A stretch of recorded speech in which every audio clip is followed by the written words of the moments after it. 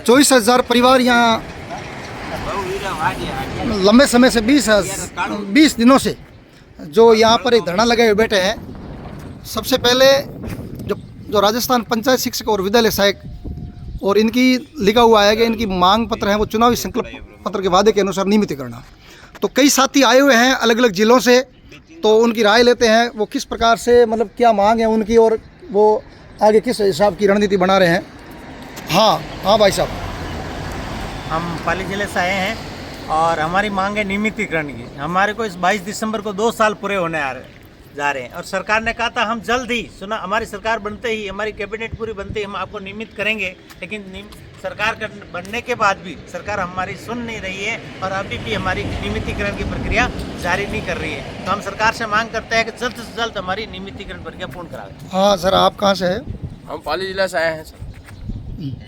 क्या मांग है आगे, मतलब किस हिसाब से सरकार आपने मांग है कि जो पंचायत साहब उन्होंने कहा था कि 2 साल में हम आपको पहले नियमितीकरण कर देंगे, हमारी सरकार बनते ही हम पहले नियमितीकरण करेंगे, मगर आज तक उस सरकार ने हमारी सूझबूझ नहीं सुनी है।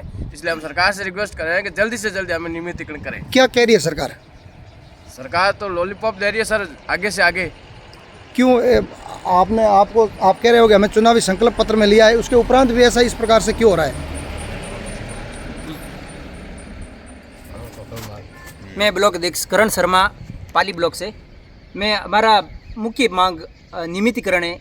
सरकार ने गजट नोटिफिकेशन में भी कहा था कि हमारी सरकार बनते ही आपको नियमितीकरण कर दिया जाएगा, लेकिन अभी तक कई सरकारें आती रही, कई सरकारें गई, लेकिन अभी तक नियमितीकरण नहीं हुआ। हम वर्ष 2008 से अनवरत रूप से हम इस अल्प मानदेय में लगे हुए हैं और हमारी जो आयु की गणना भी नहीं कर रही है सरकार। कृपया निवेदन है सरकार से, हमारे जल्द से आयु की गणना कर हमें नियमितीकरण करें। हाँ भाई साहब, आप कहाँ से हो सर? मैं साचौर से हूँ, जालोर साचौर। हमारी मुख्य मांग है कि संविदा सेवा नियम जो 2022 बनाया है वो नियम 20 के तहत नियमित पद सर्जित करके हमको स्थायीकरण किया जाए। और हमारे जो मुख्य जो आईएएस पैटर्न्स है, तो पंचायत सहायक का जो आईएएस पैटर्न है वो तो हम बिल्कुल मानने के लिए तैयार है, लेकिन दूसरी बार वापस जो पैटर्न्स लागू कर रहे हैं, अप्रैल की गणना कर रहे हैं, वो बिल्कुल अधिकारियों की एक प्रकार की हठधर्मिता है और इसके विरोध में हमने ये धरना लगाया है। और ये धरना तब तक जारी रहेगा जब तक ये अधिकारी ये दूसरी बार जो आईएएस अप्रैल की गणना करने नहीं छोड़ेंगे, तब तक ये धरना जारी रहेगा और हम हमारा हक लेके रहेंगे। क्या आपकी कोई अधिकारियों से बातचीत हुई है क्या? एक बार हमारी 2 बात हुई है, लेकिन उन्होंने कहा है कि आपका हम वित्तीय वर्ष दूसरी बार लागू करते हैं, लेकिन हमारे जो नियम बना उसमें कहीं भी ऐसी लाइन नहीं लिखी है जो दूसरी बार भी वित्तीय वर्ष लागू किया जाए। इसलिए हम बिल्कुल डटे हुए हैं और अभी तक हमारे संभाग वाइज धरना चल रहा है। इसके बाद में हम जिले वाइज धरना चलाएगा और कम से कम जब तक हमको हक नहीं मिलेगा तब तक हमसे यहाँ से नहीं उठेंगे। बिल्कुल। आप कहाँ से हो सर? आप कहाँ से हो सर? मैं सितलवाड़ा साचौर से, ब्लॉक अध्यक्ष भैर सिंह। सरकार ने जो एसओपी जारी की है उस एसओपी के अंदर संविदा कर्मचारियों को नियमित करने के अंदर हमारी जो अनुभव की गणना है वो 31 मार्च 2025 तक की जाए। जी, ये मांग है आप मुख्य मांग। हाँ, ताकि सभी का जो एसओपी की प्रक्रिया हो रही है उसके अंदर हमारा भी नियमितीकरण है वो सहज रूप से हो सके। सरकार से हम करबद्ध निवेदन करते हैं कि हमारी अनुभव की गणना 31 मार्च 2025 तक करें।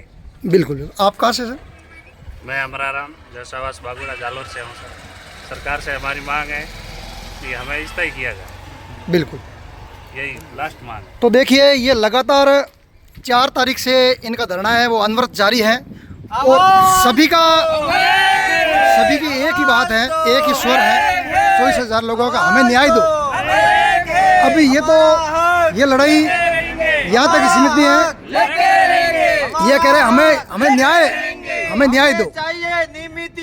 ये कह रहे हैं कि जब दूसरे संविदा कर्मियों को आप 9 साल से नियमित कर रहे हो तो हमने सरकारों का क्या बिगाड़ा है? हम लगातार 2008 से सेवा दे रहे हैं, उसके उपरांत भी हमने क्या बिगाड़ा है, इस प्रकार की बात कर रहे हैं। तो ये नारेबाजी भी कर रहे हैं कि सरकार ने हमारे साथ में धोखा किया है। रिपोर्टर